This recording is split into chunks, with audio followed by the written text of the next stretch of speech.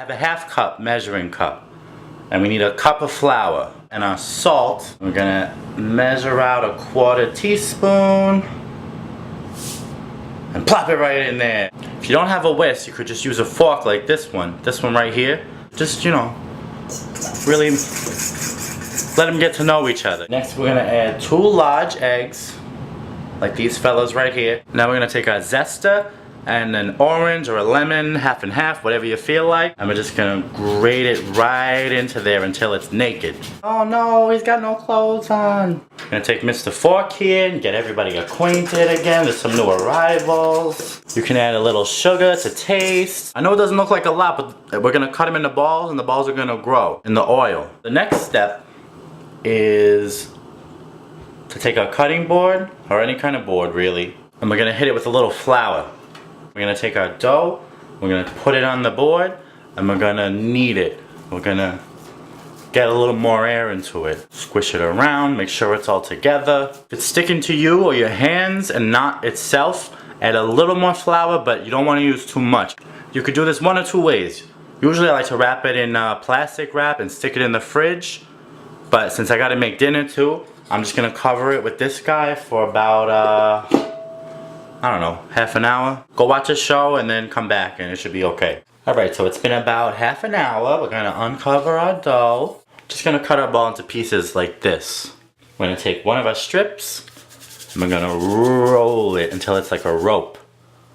More like that. We're gonna start taking little pieces like marbles and we're gonna roll them into little balls. Don't worry about if your balls come out different sizes because nobody's perfect. Especially this ugly bastard, look at him. Get yourself a baking sheet and cover it with paper towel so when you take the balls out of the aisle, they can drain on the towel. We're gonna add just enough oil to cover them. We're gonna turn this on to medium heat and we're gonna let the oil get hot to about 350 degrees. If you stick the end of a wooden spoon in it, and little bubbles form around it, it's ready. You don't want to overcrowd it, so we're going to add in about 10 to 14 at a time.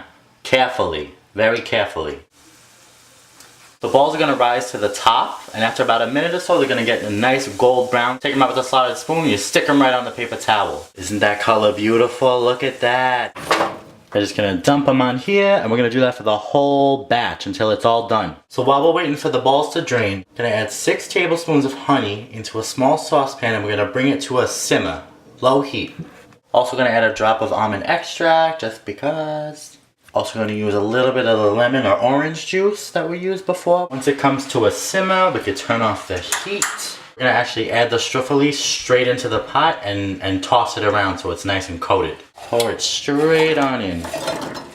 That saucepan wasn't quite big enough, so I put it in a bowl and we're just gonna toss it around like this. Well, it's wearing its winter coat. After it's all nice and mixed and coated, we're gonna transfer it to a pretty holder or plate or whatever. Now you usually don't put it in a bowl, but what? You didn't get me cursing when I dropped those two, right? Before when I said fangul, because you want the sprinkles to get all over them. But you know, I'm gonna put them in a bowl because it's all I got and my show's coming on. The very last step, you take some sprinkles and you just get it all over them. Now you can have fun with the sprinkles, but don't try it like that guy with the salt, because I did it and it didn't go too well. There is a finished product. I hope you enjoy it. Love you. Bye.